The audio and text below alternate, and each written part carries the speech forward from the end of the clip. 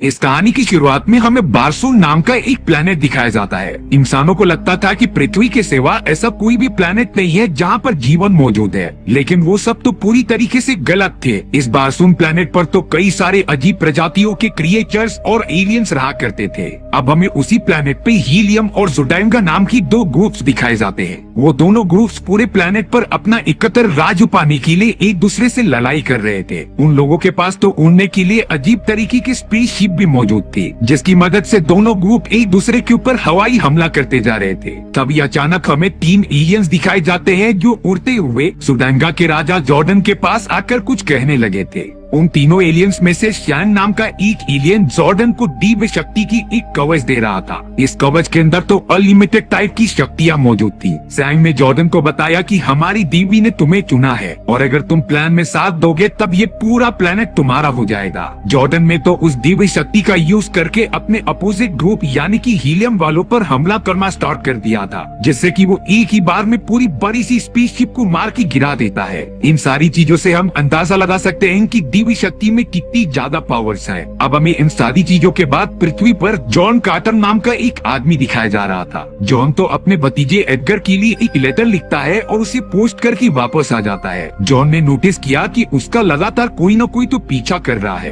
पर वो फिर भी बिना कुछ सोचे समझे वापस अपने घर पे चला जाता है। जब अपने अंकल जॉन का लेटर एडगर को मिला तो उसके अंदर लिखा हुआ था कि जॉन कार्टर तो अब मर चुके हैं, इसीलिए अब एडगर जल्द से जल्द अगली ट्रेन पकड़कर जॉन अंकल के पास आ गया था। जॉन बहुत ही ज्यादा अमीर होता है, जिसके पास काफी सारी प्रॉपर्टीज और बहुत सारे पैसे मौजूद थे। जॉन का सेक्रेटरी एडगर से मिलकर उसे सारी चीजें बता रहा था। जॉन की अचानक से मृत्यु होने के कारण उन्होंने अपनी सारी प्रॉपर्टी और धन और दौलत तुम्हारे नाम कर दी है, यानी कि अब एडगर इस पूरे महल का इकलौता मालिक था। जॉन ने ऐसा इसीलिए किया होता है क्योंकि उसका कोई औलाद नहीं होती। वो एडगर को अपने बेटे से कम नहीं समझता था। जॉन का सेक्रेटरी एडगर को उसकी कब्र के पास लेकर जाता है। जॉन ने मरते हुए कहा था कि उसकी डेड बॉडी को दफनाया ना जाए, उसे एक कमरे में बंद कर दिया जाए जिसे कि बाहर से नहीं सिर्फ अंदर से ही खोला जा सके। अब वो सेक्रेटरी एडगर को अपने रूम में लेकर आकर उसे एक बुक देता है। सेक्रेटरी ने बताया कि जॉन ने कहा था कि एडगर को ये बुक पढ़ने के लिए जरूर कहना। एडगर को कहानियां पढ़ना बहुत ज्यादा पसंद होता है, इसीलिए अब वो अपने अंकल की आखिरी ख्वाहिश पूरी करने के लिए उस मोटी सी बुक को पढ़ने लगा। उस बुक के अंदर जॉन ने अपनी थोड़ी सी कहानी बताई थी, जिसे कि एडगर बड़ी रुचि के साथ पढ़ने लगता है। जॉन ने तो उस बुक के अंदर अपनी कई साल पहले की कहानी लिखी थी, जहाँ पर जॉन एक सोने की गुफा की तलाश कर रहा था, लेकिन उस जगह पर कुछ सैनिक आकर जॉन को पकड़ लेते हैं और उससे बहुत सारा सोना मांगते हैं। जॉन ने तो सिंपली कह दिया था कि मेरे पास अभी कोई सोना नहीं है, मैं तो वही सारी चीजें ढूंढने के लिए निकला हूँ। लेकिन वो सारे सैनिक जॉन की एक भी बात नहीं सुनते और उसे जेल के अंदर बंद कर देते हैं। अब यहाँ उन लोगों को ये अंदाजा नहीं था कि जॉन इससे पहले मिलिट्री फोर्सेस में काम कर चुका है, इसीलिए अब वो उन सैनिकों को चकमा देकर अपने घोड़ी पर बैठ के वहाँ से भागने लग जाता है। सारे सैनिक जॉन की लगातार पीछे पड़ गए थे। थोड़ी दूर तक जाने के बाद जॉन की भी टीममेट्स उसे मिल जाते हैं जो उन सैनिकों से फाइट करने लगे थे। अब यहाँ जॉन के लीडर को बहुत ज्यादा चोट लगी होती है, इसीलिए वो लीडर को घोड़े पर बिठाकर वहाँ से दूर चला आया था। जॉन तो जाने अनजाने में उसी गुफा के अंदर पहुँच गया था जिसकी वो बहुत पहले से तलाश कर रहा था। उस गुफा के तो चारों तरफ बहुत ही प्रीमियम सोने लगे हुए थे और तभी गुफा के अंदर वही एलियन आ जाता है जिसे कि हमने कहानी की शुरुआत में देखा था। वो तो अपने खंजर की मदद से जॉन को मारने जा रहा होता है, लेकिन जॉन ने उसके हमले से बचते हुए शॉर्ट गन की मदद से उस एलियन पर फायर कर दिया था, जिससे कि वो एलियन अब मर जाता है। जॉन को लग रहा था कि सब कुछ ठीक हो गया, लेकिन उसने देखा कि एलियन के हाथ में कुछ अजीब तरीके का लॉकेट चमक रहा है। जॉन तो उस एलियन से लॉकेट को अपने हाथों में ले लेता है। वो एलियन तो अपने मुंह से बारसून कह रहा था। ये सारी चीजें सुनकर जॉन ने भी वही वर्ड वापस से दोहराया, यानी कि बारसून, जिससे कि वो तुरंत ही टेलीपोर्ट हो जाता है बारसून प्लेनेट पर। ये वही खतरनाक प्लेनेट था जिसे कि हमने कहानी की शुरुआत में देखा होता है। जॉन तो समझ ही नहीं पा रहा था कि आखिर वो कहाँ पर आ गया, और जैसे ही वो अपने कॉन्शियस में आकर चलने की कोशिश करता है वो बार बार गिर जा रहा था, जैसे कि कोई उसे पीछे से धक्का दे रहा हो। लेकिन जब जॉन ने थोड़ा कूदने की कोशिश की तो वो काफी ज्यादा ऊंचाई तो कूदते जा रहा था, जैसे कि जॉन पूरी तरीके से क्रैश बन गया हो। दरअसल बारसून प्लेनेट की ग्रेविटी बहुत ही ज्यादा कम थी और पृथ्वी पर रहते रहते जॉन की हड्डियों की डेंसिटी काफी ज्यादा बढ़ चुकी होती है, जो ग्रेविटी कम होने पर उल्टा ही काम कर रहा था। जॉन लगातार इतनी ऊंची लंबी लंबी छलांगे मारकर एक पहाड़ की चोटी पर पहुंच जाता है और तभी उसने देखा कि प्लेनेट के बहुत सारे खतरनाक क्रिएचर्स उसकी तरफ बढ़ रहे हैं। इन क्रिएचर्स को थार्क्स कहा जाता था, जिनके 4 हाथ होते हैं और उनका कद काफी ज्यादा बड़ा था। वो सारी क्रिएचर्स तो थार्क से बहुत ही ज्यादा खुश हो गए थे, क्योंकि वो काफी ऊंची ऊंची छलांगे लगा रहा था। हालांकि कुछ क्रिएचर्स बोल रहे थे कि इसे जॉन से मार देना चाहिए, लेकिन उन थार्क्स का लीडर जॉन को वापस से जंप लगाने के लिए कहता है। जॉन को नहीं समझ में आता कि वो सब क्या बोल रहे हैं। वो तो अपनी जान बचाकर वहाँ से भागने के लिए ही जंप लगाता है और उनसे काफी दूर जाने लगता है। पर अब वो सारे क्रिएचर्स जॉन को जबरदस्ती पकड़कर अपने बस्ती वालों के पास लेकर आ गए थे। उन्होंने तो जॉन के पास मौजूद वो लॉकेट को भी जब्त कर लिया था और अब जॉन को उन क्रिएचर्स की सारी प्रजा के सामने बंदी बना लिया जाता है। तभी अचानक उसी जगह पर आसमान में ज़ोडेंगा और हीलियम के बीच लगातार फाइट चालू हो गई।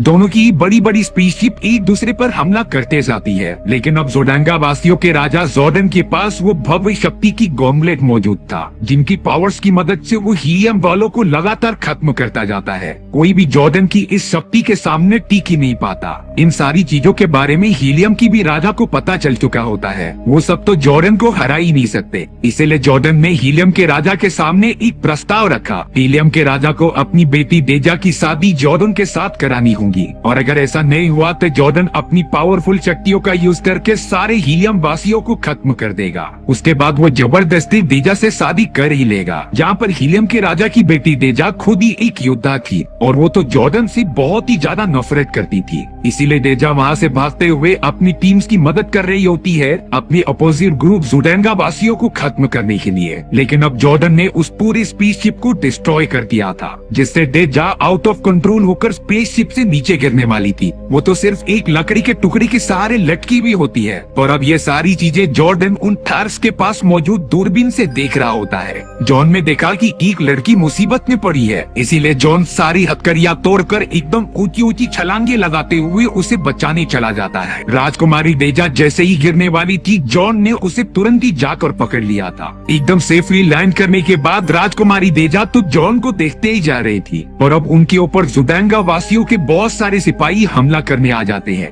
जिन्हें के जॉन बड़ी आसानी से मारकर दूर फेंक दे रहा था। अब यहाँ जॉर्डन बहुत ही ज्यादा गुस्सा होकर डेजा और हीलियम वासियों पर हमला करने लगा था, लेकिन जॉन ने अब तो उन सभी के ऊपर पलटवार कर दिया होता है। जॉन का सार थार्स की पूरी प्रजाति दे रही थी। वो भी लगातार ज़ोडेंगा वासियों पर तीर से वार करते जाती है, जिससे कि उनकी स्पेसशिप पूरी तरीके से डिस्ट्रॉय हो गई थी। अब यहाँ जॉर्डन के पास पीछे मुड़ने के सिवा और कोई भी रास्ता नहीं था। ज़ोडेंगा वासी अपनी पूरी सेना के साथ वहाँ से चले जाते हैं। सारे क्रिएचर्स की सेना जॉन से बहुत ही ज्यादा खुश हो गई थी। उनके हिसाब से उन्होंने जॉन के साथ मिलकर ज़ोडेंगा वासियों को हरा दिया था। इसीलिए अब उन क्रिएचर्स का सेनापति कह रहा था कि जॉन भी हमारे साथ इस लड़ाई में शामिल होगा, लेकिन जॉन ने बताया कि मैं किसी के लिए काम नहीं करता। तब सेनापति जॉन को धमकाते हुए कहता है कि अगर तुमने ऐसा नहीं किया तब हम इस औरत को जान से मार देंगे। बुरी के कारण जॉन को इस बात के लिए हाँ करना ही पड़ता है। अब जॉन उन्हीं सारे क्रिएचर्स के कबीले में रुककर राजकुमारी डेजा से कुछ बातें कर रहा था। डेजा पूरी तरीके से शॉक हो गई थी कि जॉन इतनी ऊंचाई तक जंग कैसे मार ले रहा है। जॉन को भी इन सारी चीजों के बारे में नहीं पता था, लेकिन राजकुमारी से बात करने के बाद जॉन को एक रियलिटी पता चली कि वो बारसुन नाम के एक प्लेनेट पर है। राजकुमारी ने जब जॉन को अपने प्लेनेट का पूरे सौर मंडल में पोजीशन बताया, तब जाकर जॉन को पता चलता है कि बारसुन प्लेनेट और कुछ नहीं बल्कि मंगल ग्रह है, यानी कि वो बड़ी अनजान तरीके से मंगल ग्रह पर आ चुका है। जॉन ने राजकुमारी डेजा को सब कुछ सच सच बता दिया था कि वो इस प्लेनेट से नहीं बल्कि पृथ्वी नाम की एक दूसरे प्लेनेट से आया है। हालांकि राजकुमारी डेजा जॉन की किसी भी बातों का यकीन नहीं करती, क्योंकि ऐसा तो हो ही नहीं सकता। जॉन क्लेरिफाई करता है कि उसके पास एक डिवाइस थी जिसकी मदद से वो यहाँ पर टेलीपोर्ट हो गया। अफसोस की बात ये होती है कि उस अनजान डिवाइस को क्रिएचर्स की सरदार ने अपने पास रख लिया होता है। इसीलिए अब जॉन भी कंफ्यूज था कि वो इन सारी चीजों को कैसे हैंडल करेगा। पर तभी डेजा जॉन की बातों पर थोड़ा सा बिलीव करती है और उसे क्रिएचर्स के सरदार की बेटी के पास लेकर चली गई थी। सरदार की बेटी उन दोनों को एक ऐसे प्लेस पर लेकर जाती है जो उन सभी का पवित्र स्थान था, लेकिन इस जगह पर कोई बाहर से आया हुआ आदमी नहीं आ सकता। ये उनके नियमों के सख्त खिलाफ था, लेकिन फिर भी सरदार की बेटी ने जॉन और डेजा को उस जगह पर लाया। उस गुफा के अंदर तो काफी सारी अजीब तरीके की कलाकृति मौजूद होती है जो उन सारी क्रिएचर्स की देवी की थी, और उसने अपनी देवी से पूछते हुए बताया कि तुम सच में यहाँ पर टेलीपोर्ट हुए हो और अगर तुम्हें अपनी दुनिया में वापस जाना है तो इस प्लेनेट पर एक बहुत ही पवित्र नदी को पार करके तुम्हें देवी शक्ति के भंडार में पहुंचकर इस डिवाइस को वहाँ लगाना पड़ेगा। तभी जाकर तुम्हें अपने सारे सवाल मिलेंगे और तुम अपने घर पर वापस जा पाओगे। सारी इंफॉर्मेशन मिलने के बाद देजा जॉन अपने दोस्तों के साथ निकल पड़ते हैं उस खतरनाक जगह पर जाने के लिए। हालांकि कुछ समय में ही सरदार और उन क्रिएचर्स को पता चल चुका था कि देजा और जॉन यहाँ से भाग चुके हैं और उन्हें सरदार की बेटी ने ही रास्ता दिखाया था। रास्ते में जॉन को पता चलता है कि राजकुमारी देजा हीलियम की राजा की बेटी है जिससे कि जॉर्डन शादी करना चाहता था और इन्हीं सारी चीजों की वजह से ही देजा वहाँ से भाग रही थी। देजा ने तो जॉन से कहा कि तुम मेरे साम्राज्य में चलो जहाँ पर मैं तुम्हें बहुत सारे पैसे दिलवा दूंगी। दीजा इसीलिए कह रही होती है क्योंकि जॉन के पास काफी सारे सुपर पावर्स थी और वही एक था जो जॉर्डन से लड़ सकता था। अब यहाँ जॉन को दीजा की ये बात बिल्कुल भी नहीं अच्छी लगती क्योंकि वो सिर्फ अपने और अपने साम्राज्य के बारे में सोच रही थी। इसीलिए जॉन ने तो एक टाइम पर देजा को वहीं पर उतार दिया था और अकेले ही आगे बढ़ने लगा। और थोड़ी दूर जाने के बाद भी उसे एहसास हुआ और उसने देजा को अपने साथ वापस ले लिया। दोनों ही अब अपने मुश्किल सफर पर निकल पड़ते हैं उस पवित्र नदी के पास पहुंचने के लिए। कई घंटों का सफर तय करने के बाद वो दोनों उस जगह पर पहुंच भी गए थे। पवित्र नदी को पार करके जॉन और देजा उस तीव्र शक्ति के स्ट्रक्चर में अंदर चले जाते हैं। वहाँ पर तो पेड़ की बहुत सारी छोटी छोटी जड़ें फैली हुई थी जैसे कि उसके अंदर कोई दैवी शक्तियाँ मौजूद हो जिसमें की ब्लू कलर की रोशनी दिखाई दे रही होती है। अब यहाँ देजा ने सारे रीति रिवाजों के अकॉर्डिंग उस डिवाइस को बीच में रख दिया जिससे कि एनर्जी का सोर्स पूरी तरीके से कंप्लीट हो जाता है। साथ ही साथ उस जगह पर प्राचीन भाषा में कुछ लेटर्स लिखने लगे। राजकुमारी देजा को समझ आ चुका था कि अगर जॉन को अपने घर वापस जाना है तब उसे यह मशीन अपने हाथ में लेकर इन सारे प्राचीन वर्ड्स को पढ़ना होगा। पर दिक्कत यही बात होती है कि राजकुमारी तब को ये लैंग्वेज नहीं समझ में आती, इसलिए वो दोनों इन सारी चीजों को समझ ही नहीं पाते। जॉन और देजा जब इन सारी चीजों के बारे में कुछ सोचते हैं तभी अचानक शॉन जो वो एलियन था अपनी पूरी क्रिएचर्स की सेना को लेकर वहाँ आ जाता है। तभी अचानक वहाँ पर शैंग अपनी पूरे क्रिएचर्स की सेना को लेकर आ जाता है। शैंग वही एलियन था जिसने जॉर्डन को तीव्र शक्ति की गॉन्गलेट पहनाया होता है और साथ ही साथ जिस डिवाइस की मदद से जॉन बारसून प्लैनेट यानी कि मंगल ग्रह पर आया था वो भी शैंग के एलियन साथी के वजह से ही होता है। अब देखते ही देखते शैंग के कहने पर सारे एलियन क्रिएचर्स जॉन और देजा पर हमला करना स्टार्ट कर देते हैं। जॉन इतने सारे लोगों से अकेले नहीं लड़ सकता था, इसीलिए अब की बार वो हार जाता है। शैंग और जॉर्डन ने तो मिलकर राजकुमारी दीजा को भी अपने कब्जे में कर लिया था। हालांकि अभी भी सरदार की बेटी और उसका छोटा सा क्रिएचर बच गया होता है जो जमीन के अंदर जाकर छुप गए थे। जॉन और देजा को वो सब अपने साथ साम्राज्य के अंदर लेकर चले जाते हैं। अब तो जॉर्डन ने डिसाइड किया कि वो जबरदस्ती राजकुमारी दीजा से शादी करेगा। दीजा के पास भी अब कोई रास्ता नहीं होता इन शादी को एक्सेप्ट करने के लिए, इसीलिए वो मजबूरी के कारण जॉर्डन से शादी करने के लिए मान जाती है। पर अब राजकुमारी देजा के कमरे में चुपके से जॉन एंट्री कर रहा था। उसने तो सारे सिक्योरिटी गार्ड्स को चकमा दे दिया होता है। जॉन को ये सुनकर बहुत ही बुरा लगा कि राजकुमारी देजा ने जॉर्डन से शादी के लिए हाँ कर दिया है। पर अब देजा जॉन से कह रही थी कि तुम्हें कुछ करने की जरूरत नहीं, तुम अब अपने घर यानी कि पृथ्वी पर जा सकते हो। मैंने तो उस मंत्र का उच्चारण करना भी सीख लिया है। अब देजा जॉन को वो डिवाइस अपने हाथ में पकड़ाकर मंत्र पढ़ने के लिए कहती है। मंत्र खत्म ही होने वाला था लेकिन जॉन लास्ट वर्ड को दोहराता ही नहीं क्योंकि वो नहीं चाहता था कि वो इस तरीके से देजा को छोड़ कर जाए। कहीं न कहीं जॉन और राजकुमारी देजा एक दूसरे से प्यार करने लगे थे और अब अचानक से जॉर्डन के बहुत सारे सिपाही देजा के कमरे में आ जाते हैं। जॉन तो तुरंत ही ऊपर जाकर छुप गया था और अब जॉर्डन और राजकुमारी देजा की जोरों शोरों से शादी होने वाली थी। अब जॉन बिना शोर मचाए इस महल से बाहर निकल रहा होता है पर तभी उसे राजकुमारी की मदर ने पकड़ लिया था।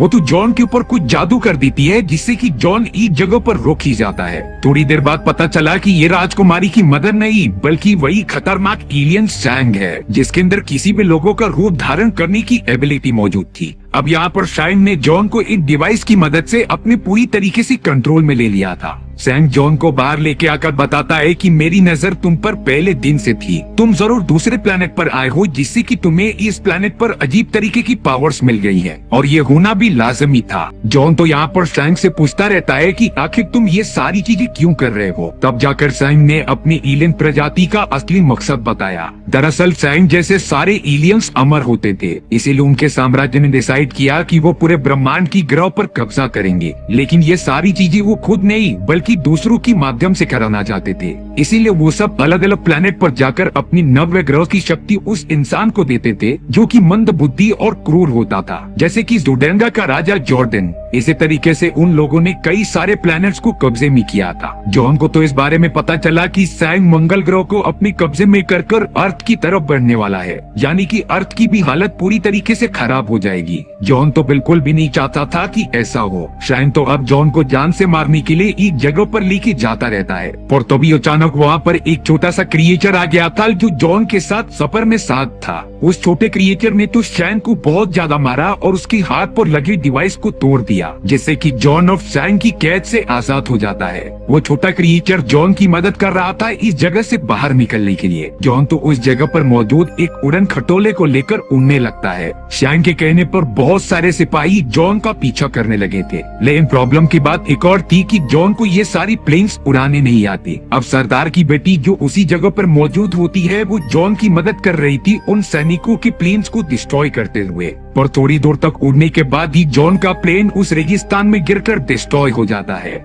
अब यहाँ जॉन ने डिसाइड किया कि वो थार्स की प्रजाति के पास जाएगा मदद मांगने के लिए, क्योंकि वो भी एक तरीके से जोडेंगा वालों से परेशान थे। अगर जॉन उन सभी को कन्विंस करने में कामयाब हो गया तब वो राजकुमारी को बचा सकता था। सरदार की बेटी जॉन और वो छोटा क्रिएचर चले जाते हैं डायरेक्टली थार्स की प्रजाति की तरफ। जॉन यहाँ पर उन सभी से मदद मांगने आया था, लेकिन तभी उसे पता चला कि उन सभी थार्स का राजा अब चेंज हो चुका है। थार्स के सरदार को तो एक दूसरे एलियन ने हराकर उसकी जगह ले ली थी, इसीलिए अब वो जॉन पर भरोसा नहीं करता और उसे जेल के अंदर बंद कर देता है। जेल में जॉन को वही पुराना सरदार मिला था जो जॉन पर भरोसा करता था कि यही हमारे साम्राज्य को खोई हुई इज्जत लौटाएगा। पर अब शायद बहुत ज्यादा देर हो चुकी होती है। अगले दिन उस नए सरदार ने जॉन और उसके पुराने सरदार को एक मैदान में भेज दिया होता है, जिन्हें अब लड़ाई करनी थी एक बहुत ही बड़े दानव से। हालांकि पुराना सरदार उससे लड़ नहीं पाता, लेकिन जॉन पूरी कोशिश करता है उन क्रिएचर से फाइट करने के लिए। इस प्लेनेट पर आने के बाद जॉन को सिर्फ ऊंचाई तो कूदने की शक्ति नहीं मिली थी, बल्कि उसके पास तो सुपर ह्यूमन स्ट्रेंथ भी आ चुकी होती है, जिसकी मदद से वो उन सारे बड़े बड़े दानवों को एक ही बार में मारकर खत्म कर देता है। वो नया सरदार भी अब जॉन पर हमला करने आ गया था, लेकिन जॉन ने बड़ी बहादुरी दिखाई और उस सरदार की घमंड को चकनाचूर करते हुए उसे जान से मार दिया। ये देखकर सारे थार्स की प्रजाति जॉन के साथ हो जाती है। उन्होंने तो जॉन को अपना नया सरदार बना लिया था, और अब जॉन उन सभी से मदद मांगता है कि हमें एकजुट होकर जोडेंगा वालों पर हमला करना पड़ेगा। अब यहाँ पर जॉर्डन राजकुमारी डेजा से शादी करने ही वाला होता है। तभी एकदम सही मोमेंट पर वहाँ जॉन पहुँच गया था, जो जॉर्डन को 1v1 फाइट के लिए ललकार रहा था। और अब तो देखते ही देखते थार्स की पूरी सेना उस जगह पर आ जाती है हमला करने के लिए। जॉर्डन की सेना और क्रिएचर्स की सेना के बीच एक घमासान लड़ाई शुरू हो गई थी। चारों तरफ सभी लोग एक दूसरे को मारने की कोशिश कर रहे थे। वही अब राजकुमारी ने बड़ी चालाकी से सैम के हाथ से वो डिवाइस नीचे गिरा दिया था, जिससे कि जॉन अपने प्लेनेट पर वापस जा सकता है। लेकिन यहाँ पर एक क्रिएचर ने उसे जॉन को वापस दे दिया। वो डिवाइस सरदार की बेटी को मिलता है, जिससे कि वो जॉन को वापस लौटा देती है। और शॉकिंग बात ये थी कि वो जॉन नहीं बल्कि शैंग था जिसने उसका रूप धारण किया हुआ होता है। अब जैसे ही जॉन उस डिवाइस को लेने जाता है, शैंग वहाँ से गायब हो जाता है, जिसका मतलब ये था कि जॉन अपने प्लेनेट पर कभी नहीं जा पाएगा। जॉन ने तो बड़ी बहादुरी से जोडांगा के राजा जॉर्डन को खत्म कर दिया होता है,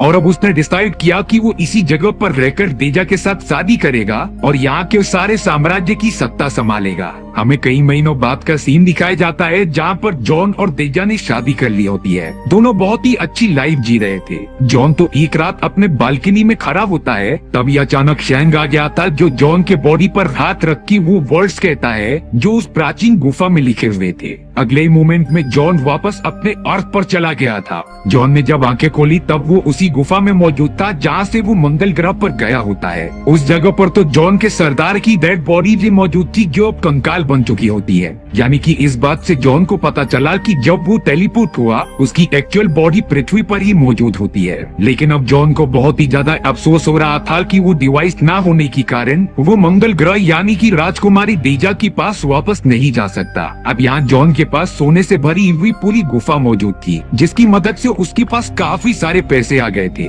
जॉन ने तो अपने इन सारे पैसों का यूज उस डिवाइस को ढूंढने में लगा दिया, जो जॉन को वापस मंगल ग्रह पर टेलीपोर्ट कर सकता था। अब ये सारी बातें एडगर उनकी किताब में पढ़ रहा होता है। जॉन ने वहाँ पर एक और बात कही थी कि मैंने इसीलिए अपनी बॉडी एक ऐसी घर में रखी क्योंकि अगर मेरी बॉडी डिस्ट्रॉय हो गई तब वो उस मंगल ग्रह पर भी डिस्ट्रॉय हो जाएगी। एडगर तुरंत ही भागा हुआ उस घर के अंदर चला जाता है जहाँ पर जॉन की बॉडी रखी गई थी। एडगर को समझ नहीं रहा था कि वो उस पासवर्ड को कैसे ओपन करे। तभी एडगर को याद आया कि उसके अंकल उसे हमेशा नेड के नाम से बुलाया करते थे।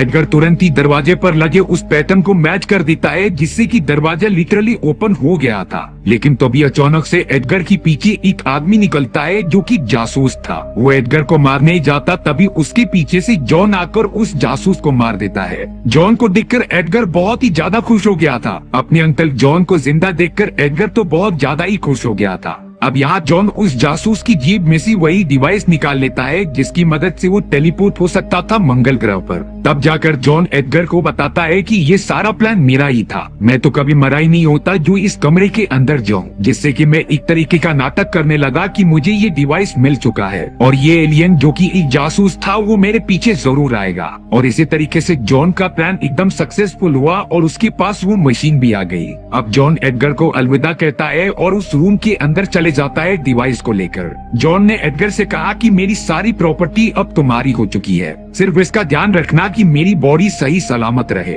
जॉन अब दरवाजा बंद करके लेट जाता है और उस डिवाइस को पकड़कर कहता है बारसूम, जिसके बाद जॉन की आत्मा तुरंत ही टेलीपोर्ट हो गई थी मंगल ग्रह की तरफ। और इसी तरीके से ये कहानी यहीं पर खत्म हो जाती है। अगर आप प्राइम एक्सप्लेनर चैनल पर नए हो तो इसे सब्सक्राइब करके ही जाना, क्योंकि मैं इसी तरीके की मजेदार कहानियाँ अच्छी एक्सप्लेनेशन के साथ लाता रहता हूँ।